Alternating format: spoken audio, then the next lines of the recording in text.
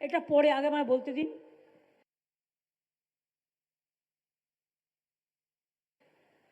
এবং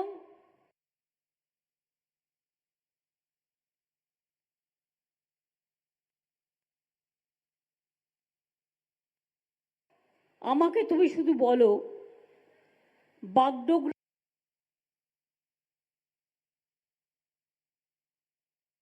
এয়ারপোর্টে night landing facilities কটা পর্যন্ত আছে। ও আমাকে বললো দিদি আপনিই তো করে দিয়েছেন বাগডোগরা এয়ারপোর্ট এক্সটেনশন এবং নাইট ল্যান্ডিং 10:30 অবধি। তখন আমার কাছে কিছু ছিল না, আমি হঠাৎ সিদ্ধান্ত নিলাম মধ্যরাতেই আসব।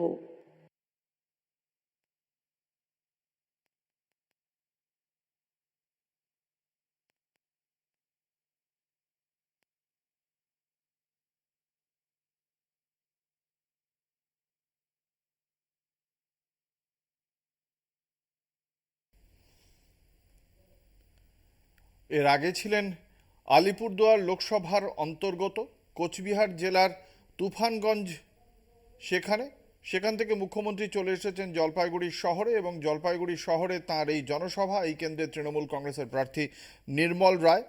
এর আগে কখনোই উত্তরবঙ্গে সাম্প্রতিক অতীতে তৃণমূল কংগ্রেস আসন জিততে পারেনি। গতবারও এই কেন্দ্রটি গিয়েছিল ভারতীয় জনতা পার্টির প্রার্থী জয়ন্ত রায়ের হাতে, এবং সেই জয়ন্ত রায় বিধানসভায় কিন্তু আমরা দেখতে পেয়েছিলাম যে 3টি আসনে জয় পায় তৃণমূল কংগ্রেস। 3টি আসন বিধানসভার জলপাইগুড়ি, মাল এবং মেখলিগঞ্জ। এই মালে সভা করেছেন গতকাল রাজ্যের মুখ্যমন্ত্রী, জলপাইগুড়ি শহরেও আজকে সভা করছেন মুখ্যমন্ত্রী। তখনও কিন্তু কেউ ঘুমায়নি, তারা রাত্রিরে হাসপাতালে পাহারা দিচ্ছিল, অনেকের পরিবার পরিজন ছিল। আমি তো ওদের সাথে দেখা করি, কথা বলি, তারপরে আমি চলে যাই যে স্পটে জলপাইগুড়ি সদরে যে দুর্যোগ হয়েছে সেই স্পট দেখতে। অন্ধকারে কিছুই দেখা যায় না, কিন্তু আমি টর্চ ফেলে যতটা পারি দেখি। তারপরেই আমি চলে যাই বার্নিশে, যে বার্নিশে আপনারা জানেন প্রচুর বাড়ি ক্ষতিগ্রস্ত, একটা মাথায় টিনও নেই, একটা দেয়ালও নেই, তারা সর্বস্ব হারিয়েছে। আমি সেখানে গিয়ে রিলিফ ক্যাম্পে দেখা করি, সবার সাথে কথা বলি। তারপরে আমি বার্নিশে চলে যাই, যেই এলাকায় সবটা তছনছ হয়ে গেছে, একটা ঝড়ের কেবলে একটা লাইন দিয়ে চলে গেছে, সব ঘরবাড়ি সব নষ্ট হয়ে গেছে, ক্ষেত নষ্ট হয়ে গেছে, সেটা দেখতে যাই। সেটা দেখার পরে রিলিফ ক্যাম্পে যাই, সবার সাথে কথা বলি। কথা বলে আমি ভোর 4টে নাগাদ চালসায় পৌঁছাই। তার পরের দিন আমি আবার যাই আলিপুরদুয়ার এবং কোচবিহারের বর্ডারে, যেখানেও অনেক বাড়ি ভেঙে গেছে, অনেক বাড়ি তছনছ হয়ে গেছে, তাদের মাথা গোজার একটা স্থান নেই। সেই জায়গাগুলো ভ্রমণ করি। তপসিয়াঘাটা স্কুলে রিলিফ ক্যাম্পে যারা ছিলেন সবাই ঘরহারা, তাদের সাথে গিয়ে আমি কথা বলি। কথা বলার পর যা যা করার প্রশাসন সবটাই করেছে। হয়তো একটা দুটো কোথাও বাকি থাকলে সেটা দেখে নেবে, করে নেবে, বিক্ষিপ্ত কোথাও থাকলে। কিন্তু আমরা ইতিমধ্যেই নির্বাচন চলছে বলে তাই এমসিসি কোডের আওতায় আমরা আছি, তাই সব কিছুতেই ইলেকশন কমিশনের পারমিশন নিতে হবে। আর যদি ইলেকশন না থাকতো তাহলে আমি 1 সেকেন্ডে বাড়িগুলোর টাকা দিয়ে দিতাম। টাকা আমাদের আছে,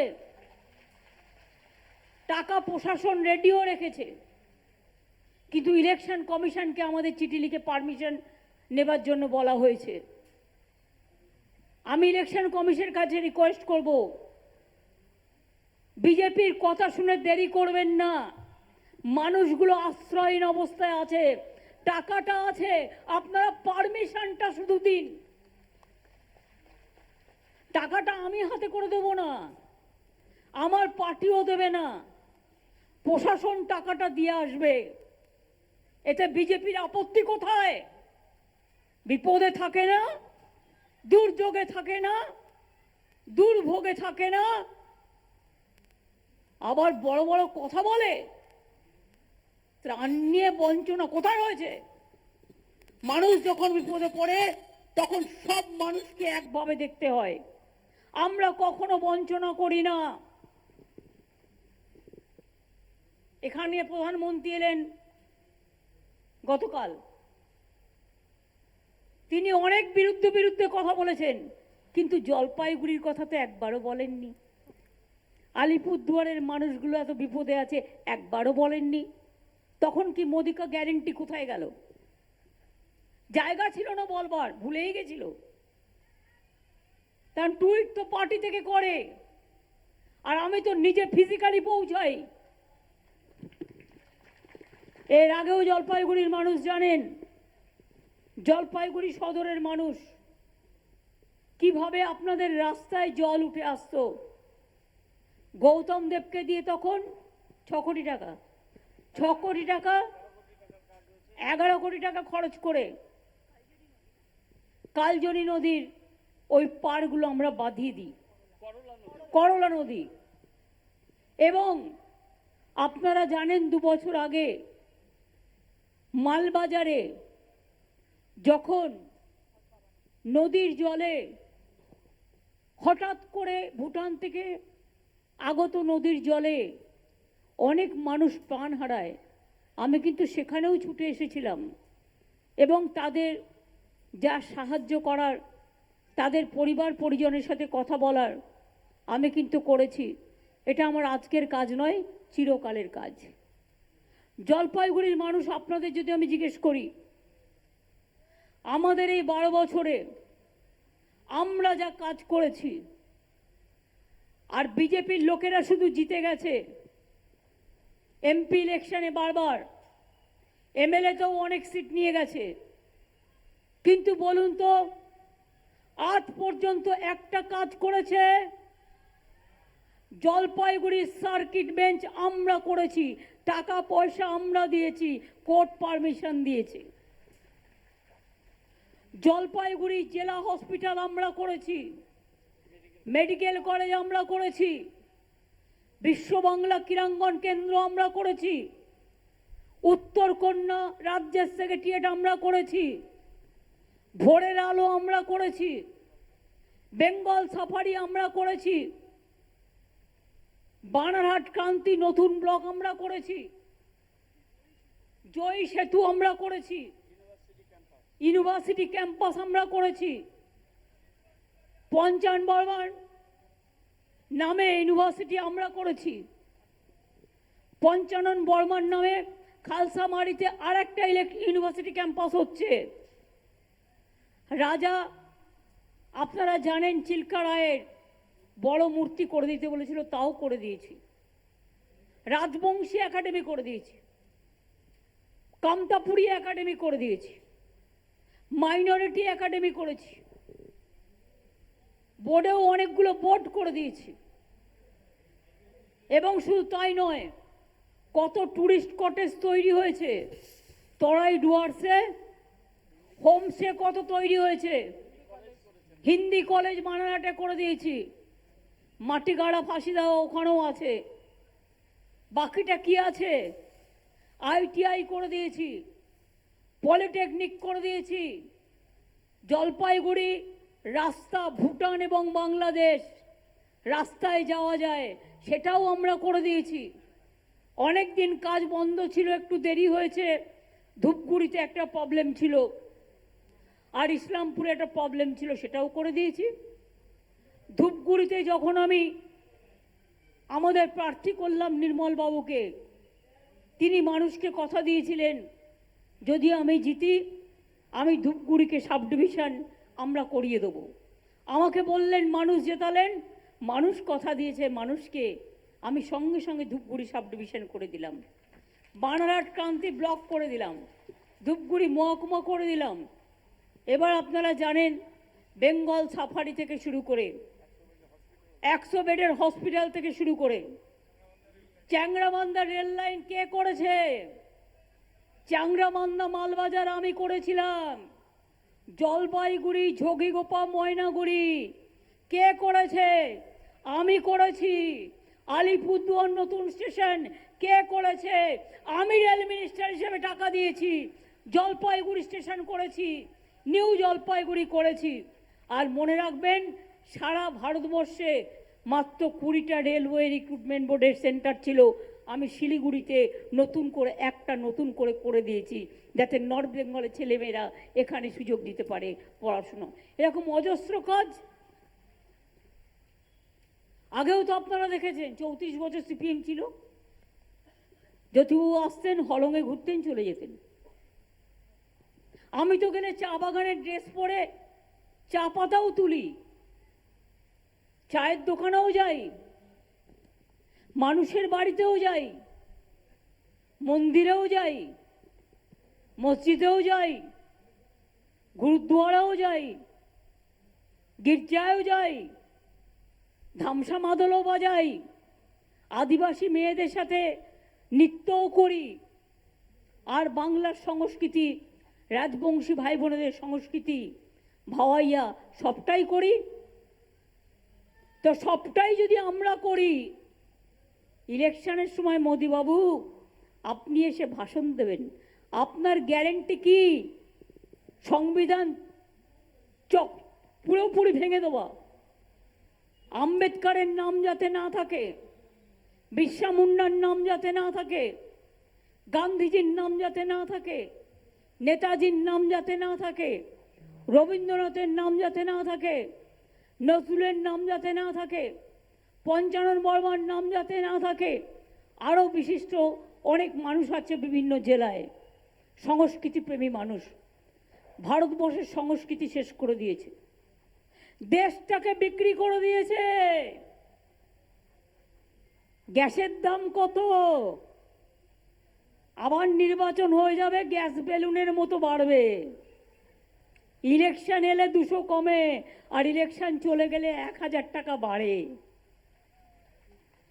আজকে জিনিসপত্রের দাম কত? এটা রাজ্য সরকারের নয়, এটা মোদী সরকারের কাজ।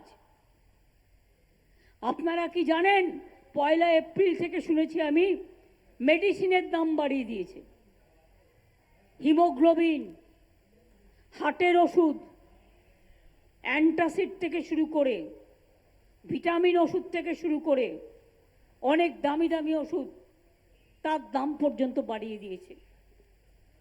আমি জেনারিক ওষুধ তো ব্যবস্থা করেছিলাম, অনেক সুফল বাংলায় যেমন সস্তায় জিনিস বিক্রি হয়, আমরা ডায়াগনস্টিক সেন্টার করেছি ফ্রি, যেখানে 40% কমে পাওয়া যায় এক্স রে বা কিডনি ডায়ালিসিস বা এগুলো।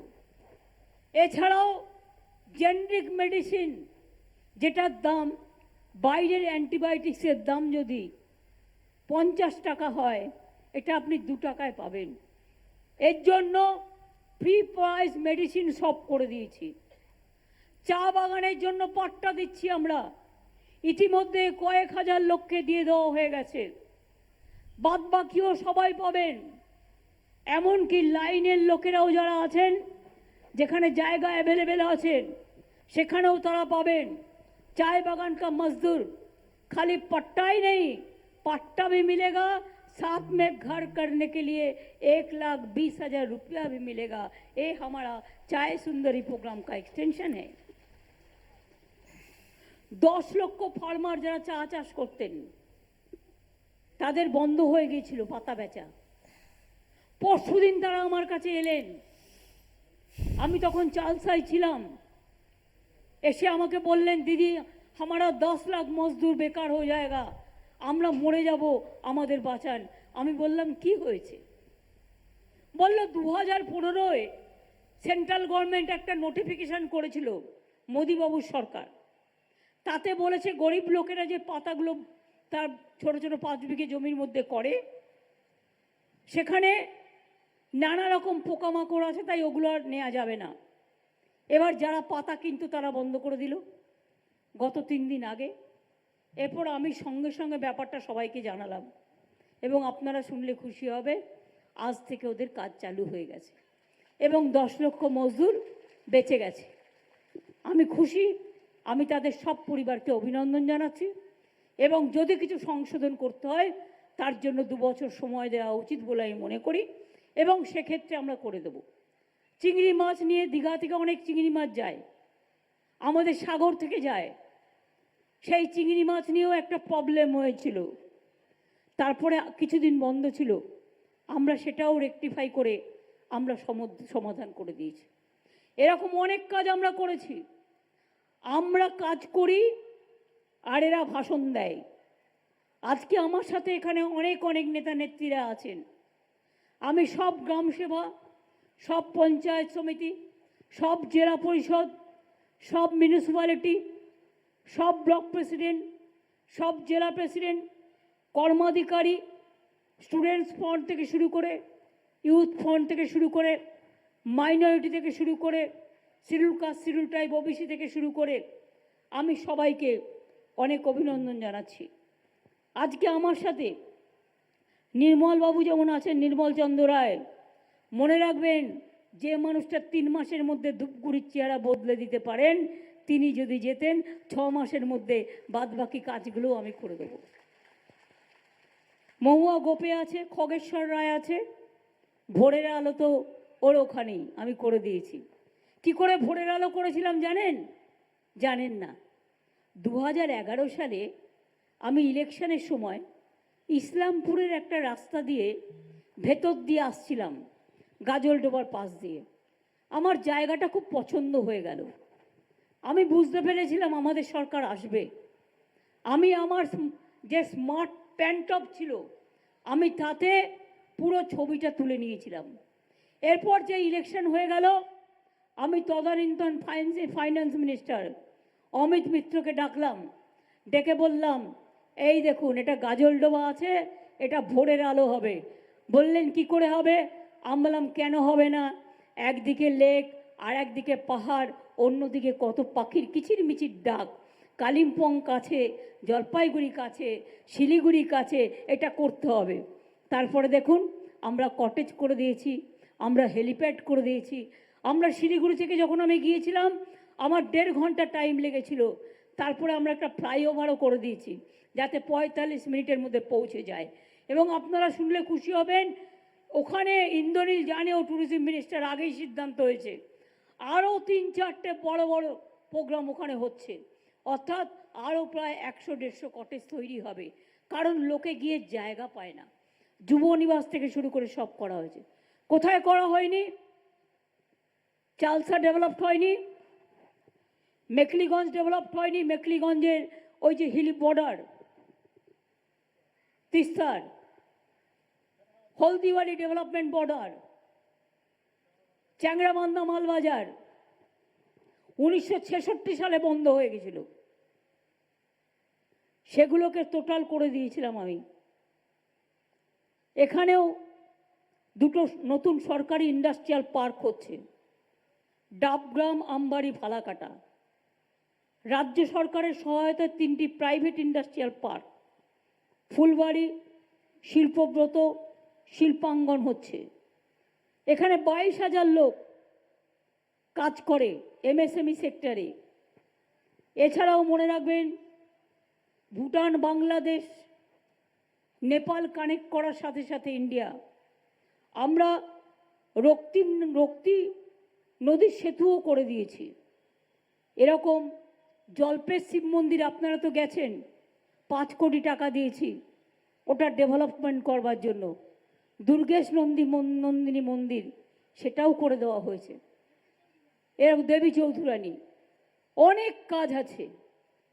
পরশুদিনও আমি আলিপুরদুয়ার থেকে ফেরার পথে একটা মহাকাল মন্দির আছে, কোনো প্রাইভেট লোকের, কিন্তু আমি গিয়েছিলাম। তার থেকেও বড় কাজ কি বলুন তো? মনে রাখবেন চিলা রায়ের যে মূর্তি আমরা করে দিয়েছি, এটা আমাকে কুচবিহারের মানুষ ডিমান্ড করেছিল। 8 ফুট উঁচু প্রায় চিলা রায়ের মূর্তি আমরা করে দিয়ে তাকে সম্মান জানিয়েছি।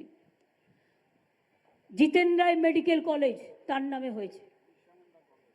বিরসা মুন্ডা কলেজ, পঞ্চানন বর্মা ইউনিভার্সিটি, বাকি কিছু নেই। আমরা রাজবংশীদের জন্য 200 স্কুল কুচবিহারে করে ফেলেছিল, করে দিয়েছি।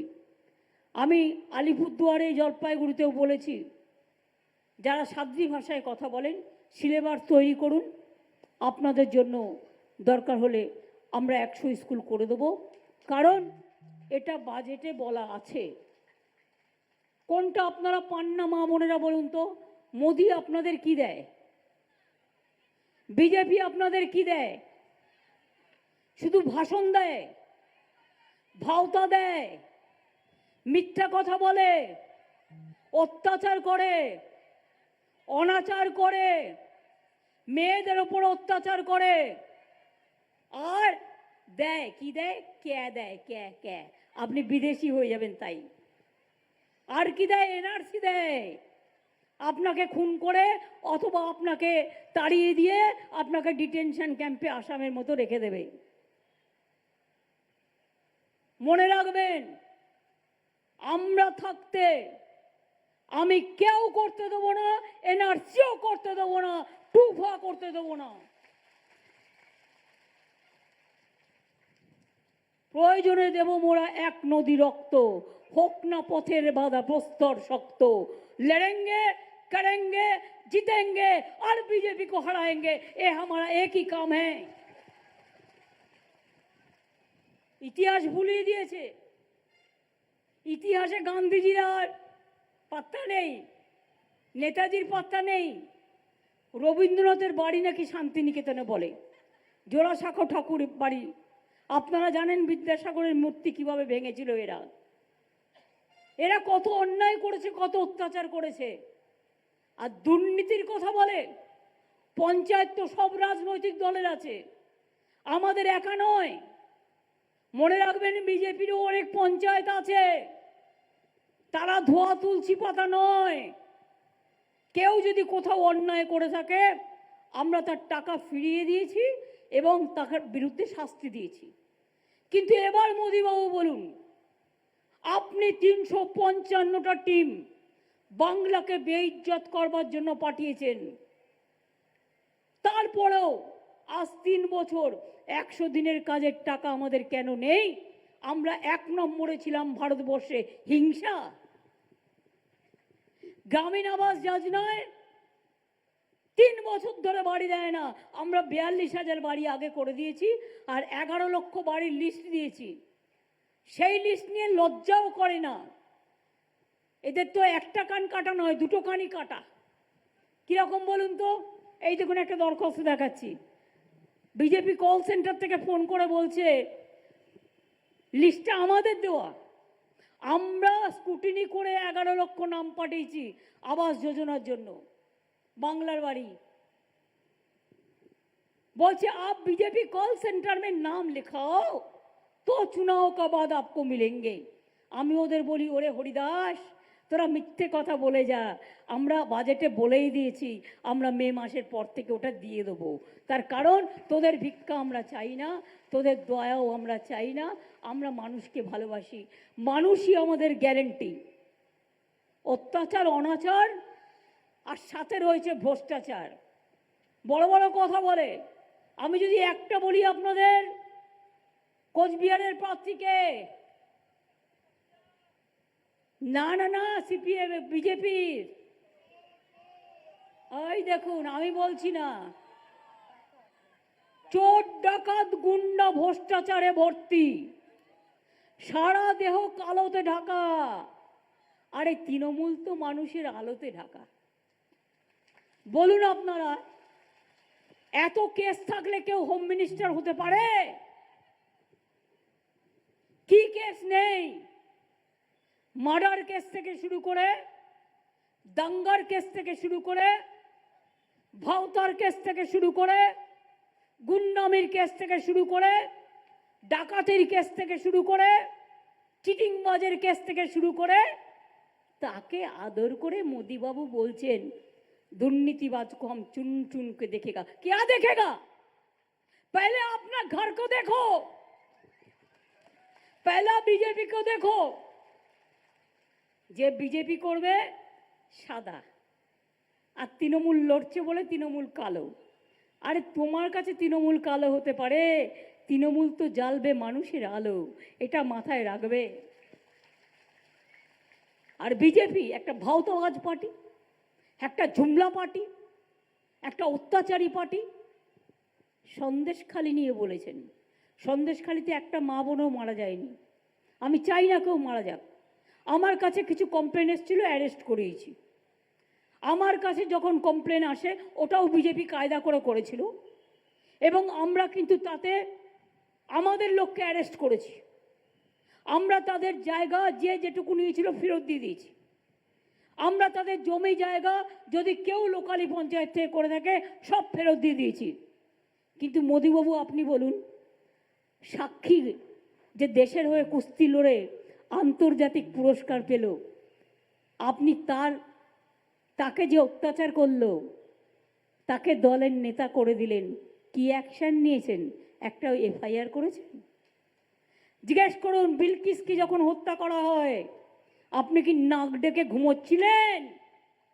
হাতরাসে যখন অত্যাচার হয় দলিতদের ওপর, মুসলিমদের ওপর, মা বোনদের ওপর, তখন কি আপনি কুম্ভকর্ণ হয়েছিলেন? নাকি এনআরসির নাম নিয়ে আসামে যখন 19 লক্ষ লোকের নাম বাদ দেওয়া হয়, 200-300 লোক মারা যায়, তখন আপনি নাক ডাকছিলেন? আজকে কে, আগে নিজে করুন না কে অ্যাপ্লিকেশন, সঙ্গে সঙ্গে আপনি বিদেশি হয়ে যাবেন। বিদেশি মানে ডিটেনশন ক্যাম্প। আর ডিটেনশন ক্যাম্প মানে, শুনুন, ওরা যে এম্পাওয়ারমেন্ট কমিটিটা করেছে তাতে এনআরসির লোক রেখে দিয়েছে। এই সেন্সাসের লোক কেন রেখেছে? তার কারণটা হচ্ছে, ক্যাটা হচ্ছে মাথা আর এনআরসি হচ্ছে লেজা। যেই ক্যাতে পা দিলেন আপনি এনআরসি হয়ে গেলেন, আর এনআরসি যেই আপনি হয়ে গেলেন সঙ্গে সঙ্গে দেশ থেকে বিদায় হয়ে গেলেন। এবার আপনাকে বাংলাদেশ থেকে আপনাকে নিয়ে আসতে হবে 50 বছর আগেকার আপনার বাবা মার সার্টিফিকেট। পারবেন আনতে? আমরা তো কেউ কে নই, আমরা তো কেউ এনআরসি নই, আমরা সবাই নাগরিক। কি মা বোনেরা আমার, লক্ষ্মীর ভান্ডার পান, ভোটে ভোট দেন ভাইরা, খেলা করেন, ছাত্রছাত্রীরা পড়াশুনো করেন, মাঠে ময়দানে কাজ করেন, সংসারের কাজ করেন। মোদিবাবুকে বলুন, আপনাকে যে 10 বছর ভোট দিয়ে প্রধানমন্ত্রী করেছেন কারা? আমরা যদি নাগরিকই না হই তাহলে আমাদের ভোটটা নিলেন কি করে? মুখ্যমন্ত্রী, প্রধানমন্ত্রী, পঞ্চায়েত, জেলা পরিষদ সবই তো কর্পোরেশন, সবই তো গণতন্ত্রের ভোটে হয়। আপনি গণতন্ত্রটাকে হত্যা করে দিচ্ছেন। আর একদিনে 147 জন এমপিকে সাসপেন্ড করে 39টা আইন পাশ করে নিয়েছে। তাতে হজবরল কে আছে কিচ্ছু জানি না। আইনে বলছে যে কোনো সময় যে কোনো কাউকে ধরবে, জীবনের জন্য তাকে আর বেরোতে দেবেন না, কোনো বিচার পাবেন না। গণতন্ত্রের বাণী নীরবে নিভৃতে কাঁদবে। আজকে দেখেছেন দিল্লির মুখ্যমন্ত্রীকেও অ্যারেস্ট করে রেখে দিয়েছে, আমাদেরও কেষ্টকে অ্যারেস্ট করেছে, আমাদেরও অনেক কর্মীকে অ্যারেস্ট করেছে। কদিন আগে মুসলিম দেখলেই গা কাঁপে একটু ওদের বেশি দেখায়। রামনবমী নিয়ে একটা নিজেরাই দাঙ্গা করলো, তাতে এনআইএ-কে পাঠিয়ে দিয়েছে। আমার কাছে ডকুমেন্ট আছে, বিজেপির নেতা জিতেন তিওয়ারি এনআইএ এসপির সাথে মিটিং করছে, আমরা তার কমপ্লেন পাঠিয়েছি, মনে রাখবেন। এখানকার বিজেপি নেতারা বলে দেবে ওর বাড়িতে গিয়ে ইনকাম ট্যাক্স রেড করো, ওর বাড়িতে ইডি করো, ওর বাড়িতে সিডি করো। আর তৃণমূল কংগ্রেস করলে সব চোর, আর তুমি মহারাজ সাধু হলে আজ আমি আজ চোর বটে।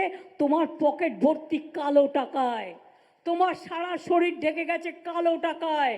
মনে রাখবেন, ওয়াশিং মেশিনের নাম শুনেছেন তো? কাপড় কাচে আগে নির্মা দেখাতো, ওয়াশিং পাউডার নির্মা মাখলেই সাদা হয়ে যায়।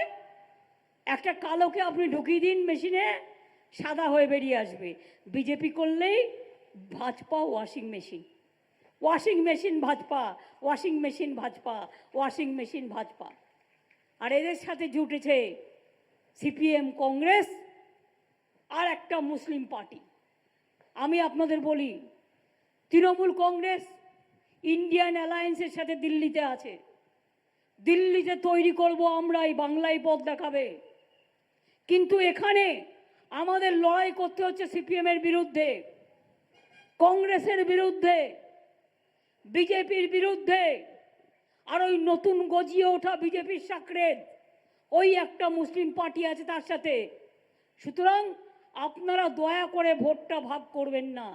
একটা ভোট অন্য পার্টিকে দেওয়া মানে বিজেপির হাতকে শক্তিশালী করা। আর বিজেপির হাত যদি শক্তিশালী হয়, আগামী দিন কেউ বাঁচবেন না, কারো ছেলে মেয়ে বাঁচবে না, কারো অধিকার রক্ষা হবে না, দেশটাকে অতল গহ্বরে নিয়ে যাবে। দেখলেন তো সৎপাল, মানে ভাগ্যের কি অদৃষ্ট পরিহাস।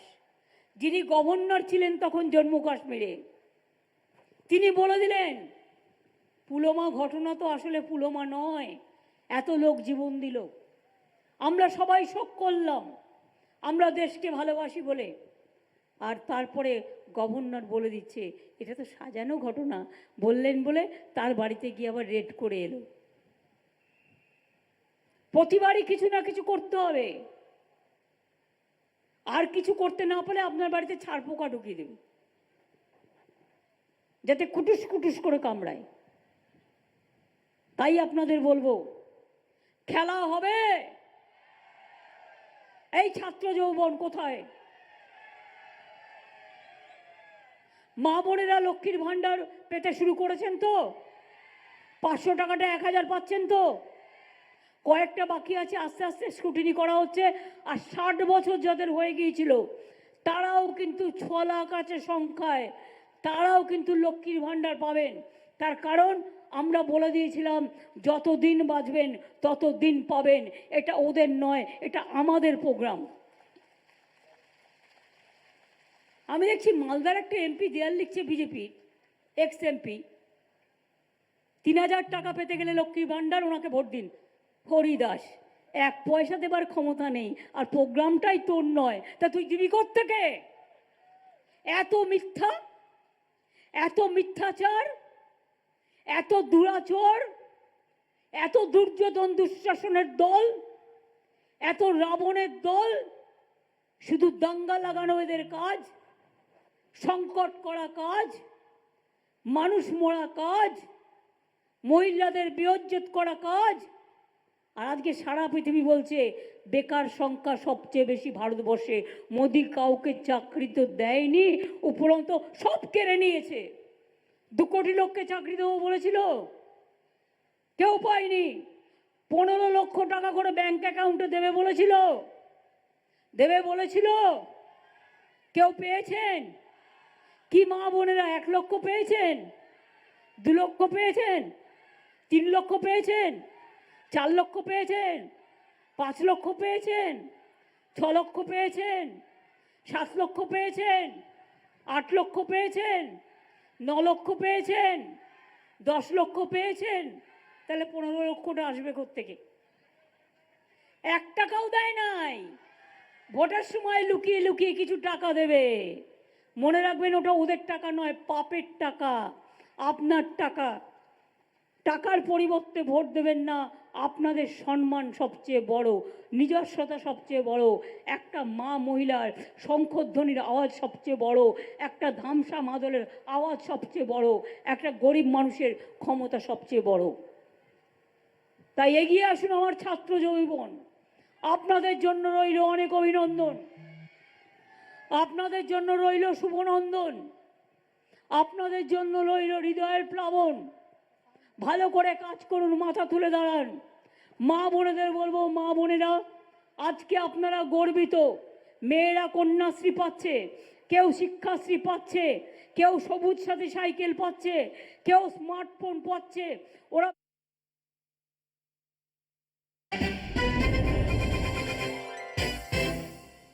যবে থেকে আমি মা হয়েছি একটা ভুলও নট অ্যালাউড, কারণ একটা লুকোনো মশা আর ডেঙ্গু ম্যালেরিয়ার ভয়। তারপর জানতে পারলাম যে মর্টিনের এমএফটি ফর্মুলা করে 10টি রোগ ছড়ানো মশার উপর অ্যাটাক। সত্যি মায়ের দিক। মর্টিন, এখন থাকো চিন্তামুক্ত।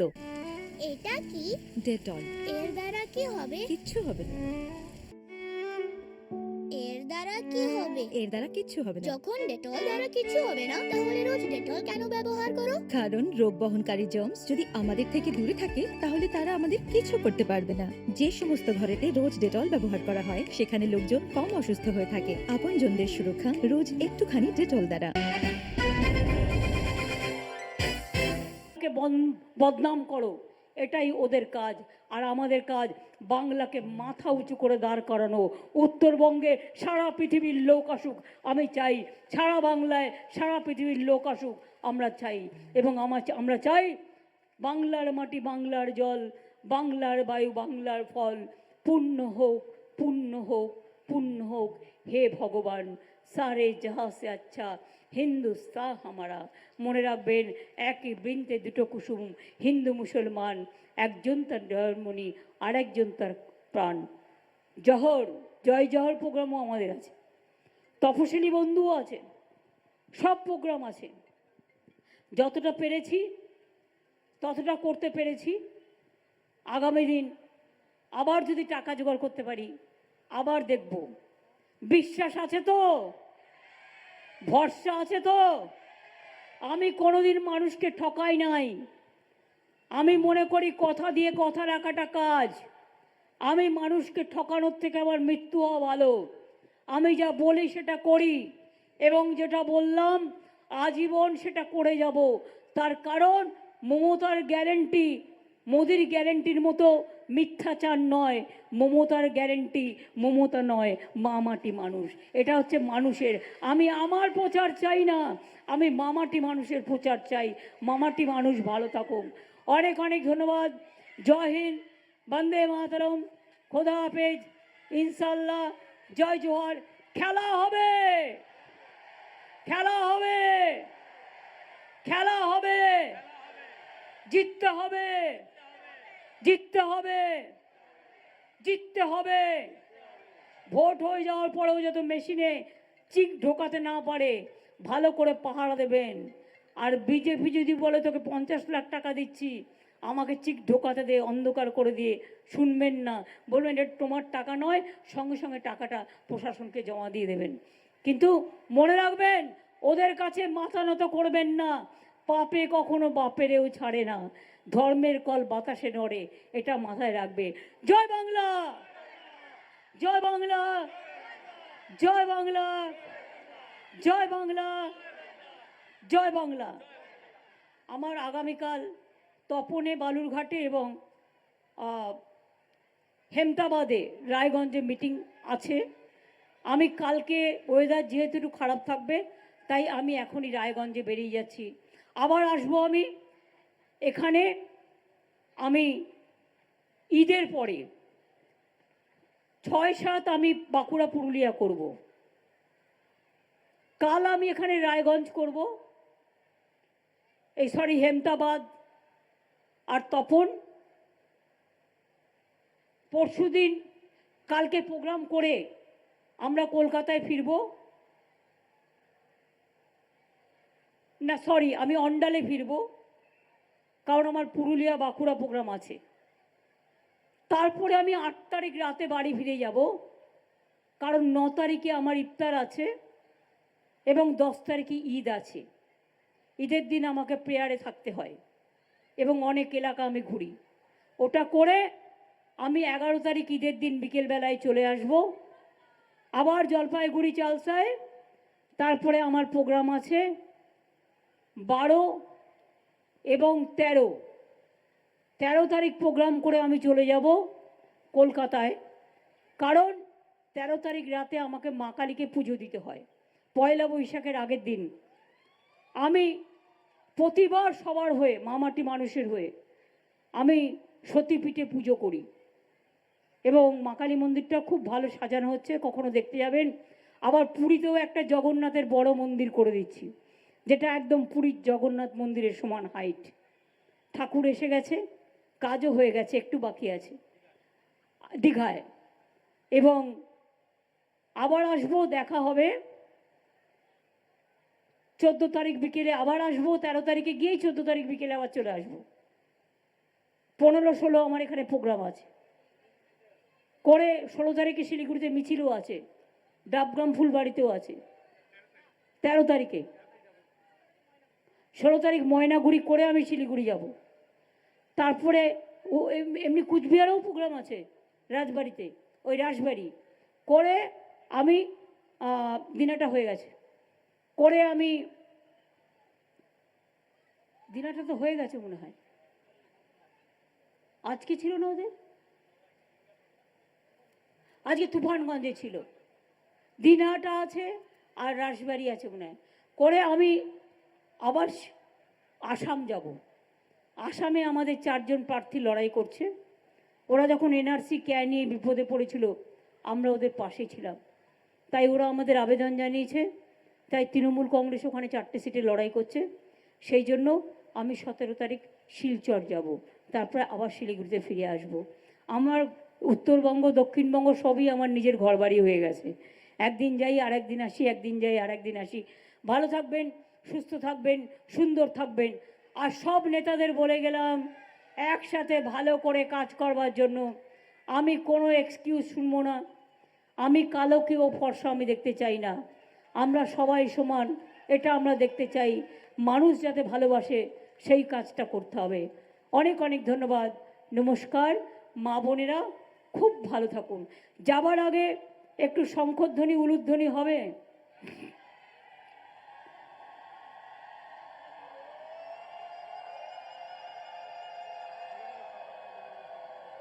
মায়েরা দিচ্ছে শঙ্খধ্বনি উলুধ্বনি, ভাইরা দিন তালি।